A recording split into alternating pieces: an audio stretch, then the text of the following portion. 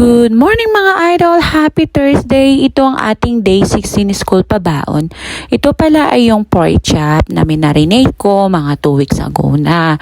So dito pala mga idol ay natanggal ko na yung bones at saka plinastrik ko ng tig-isa para at least isang defrost. Yan ay ipapabaon ko. Dito pala mga idol ay nag-steam din ako ng okra at saka nung sitaw para sa kanya gulay for lunch. At dito sa morning snack ay egg sandwich at naglagay ako ng konting butter at saka yung cheese whiz. So dito pala sa meat niya, in-air fryer ko lang at ito luto na ang kanyang boiled or steam na okra at saka nung sitaw. Dito pala sa meat niya mga idol ay ginunting ko na ng maliliit para at least mas madali niyang kainin.